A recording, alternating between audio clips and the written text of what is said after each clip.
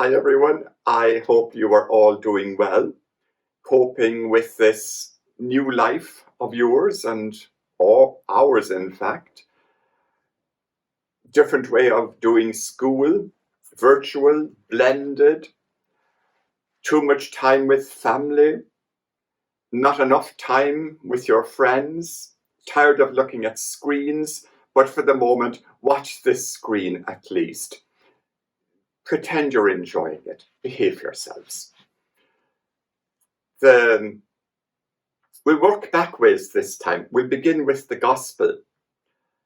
And we're in a new section in Matthew's gospel.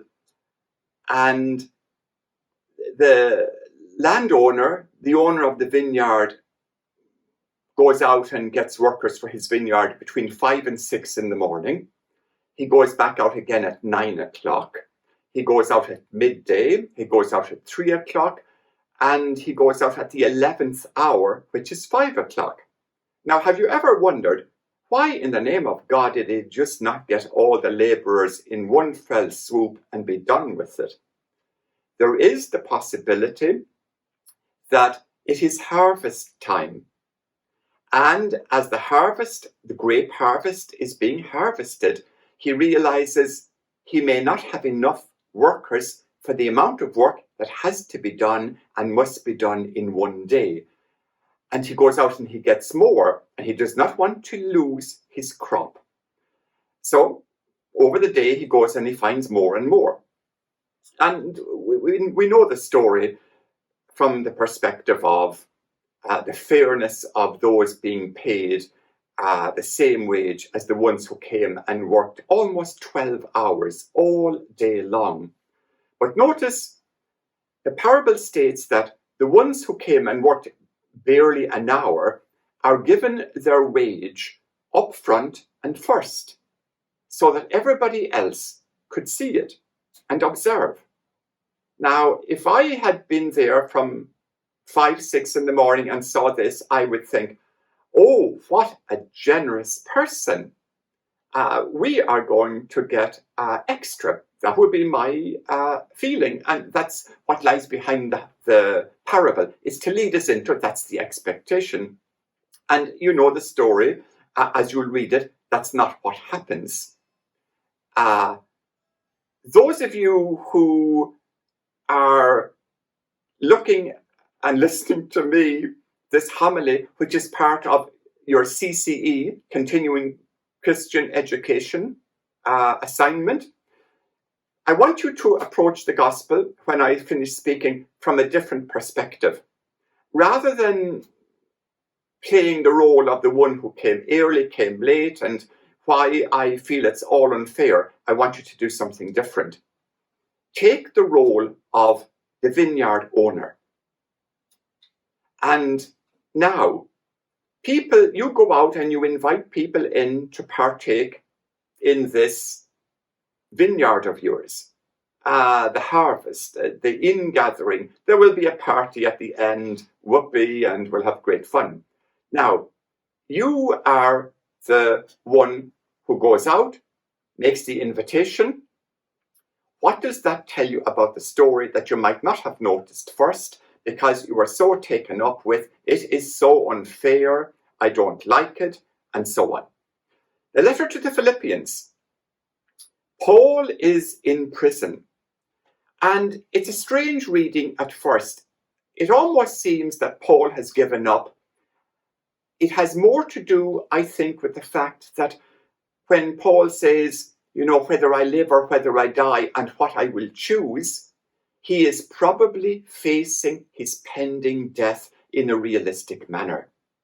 This is no longer, if I die, it is around the corner.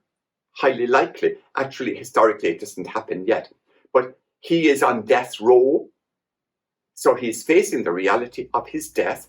And we see from the language he uses, he is not afraid. And he thinks, I will be with God. The suffering of this world will be finished. There is a positive side to this.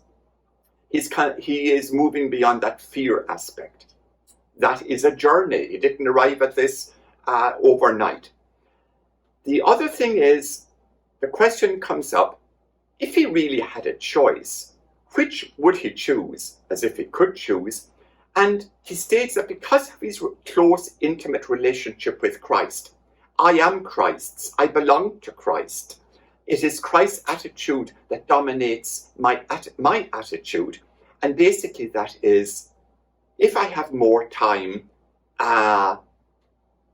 my choice is I will still work in the community of Philippi for the common good.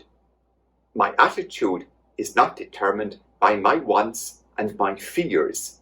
It is determined overall and balanced by the needs of others, the needs of the family, the church community at Philippi. That is what is there. And those of you who are looking at the gospel from the perspective of you are the vineyard owner, little hint. Isaiah states, my ways, speaking on God's behalf, are not your ways. How I act and think is not how you would act and think. So how does God act and think that is so surprising? The answer lies in your insights from playing the role of the vineyard owner. What do you come up with? Parents, ask your children. Children, ask your parents or your grandparents. I am going to be very curious to see your written answers in 2 weeks' time, which will be handed in. The very interesting ones, by the way, will go up online. We could have some very insightful comments. We might even give a prize and mention your name online. Anyway, go for it. I will see you shortly. Take care.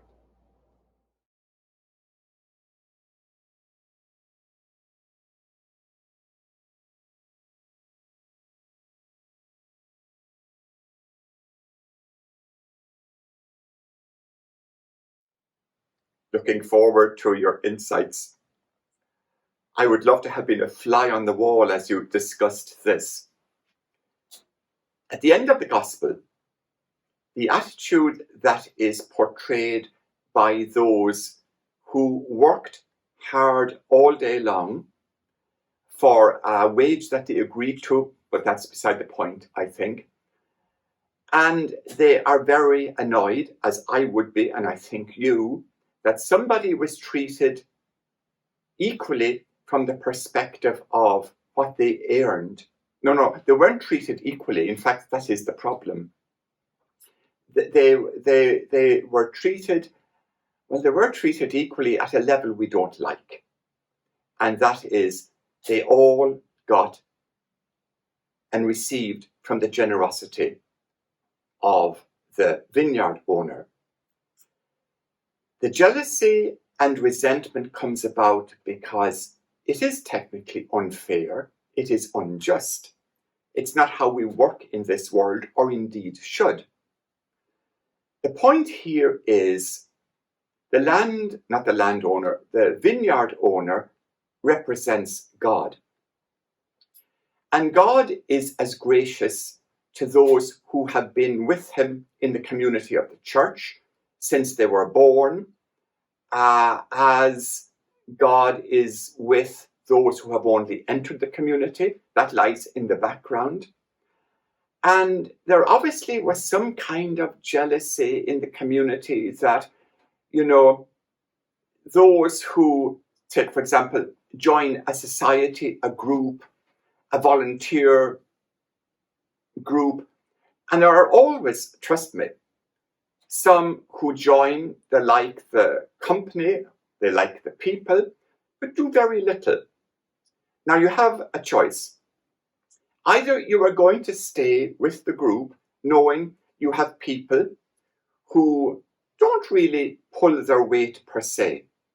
So what do you do? And this was a comment St. Paul made in the passage to the Philippians.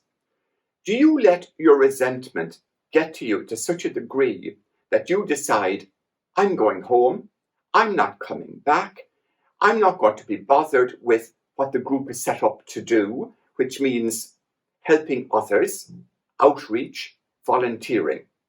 Are you going to let your disappointment, your jealousy even, and your pettiness dictate how you are going to live in relationship with others. Take a simple example, and I think it's very common. How many of you adults, when it came to the caring of, we'd say, your parents or grandparents, and invariably there is always one or two who don't raise a finger, or they're always busy, oh, I can't come today, and you end up looking after your ailing parent or some member of the family, and the others, they're marvelously absent. Would you let their absence determine your attitude towards the person who needs you, even though the other person is not coming? Will you walk out on your family and say, well, I'm not going to do it, they're not going to do it? There's an element of that here. What happens when, we'd say, your parents die and the spoils of the vineyard are shared out, and you feel, well, so-and-so really doesn't deserve anything? Maybe. But what is more important? The fact that you keep your relationship, you continue talking. We don't necessarily know, was it laziness? Was it an emotional thing they weren't able? We don't know. But the good of the family overrides these things which annoy us. But don't let bitterness and envy dictate how you live in community, whether that is your family or your church family. And sadly, I have seen it over the years where pettiness dictates our attitude. Paul, in the letter to the Philippians, is coming from the opposite perspective, and he's dealing with the same issue. It's called living in the world with other people, living in the world with a family who comprises all kinds of people who are good, bad, and indifferent. And yet we're called to rise above it. Do I want to end up the embittered, sour person that I could become because of what I perceive, and could well be correct, is the negligence and lack of care of someone else? Sad am I. I think the gospel is asking us the same thing.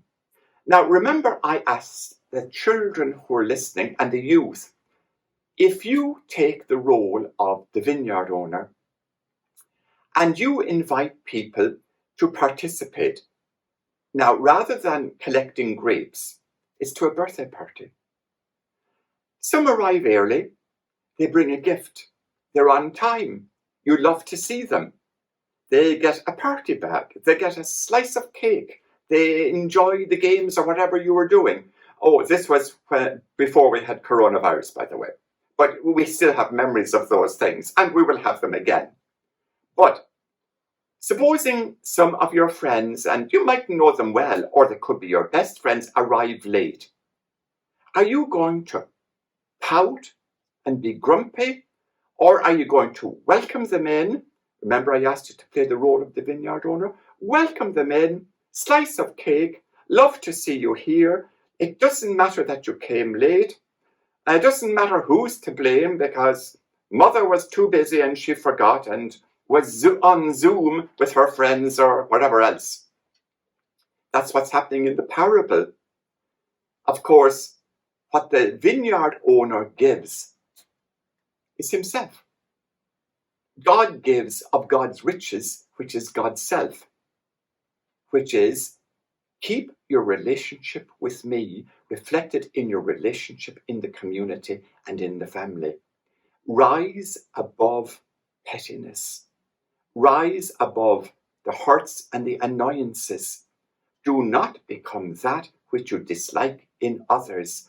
Do not allow the attitude of others to form how you behave. Instead, take on the attitude of Christ.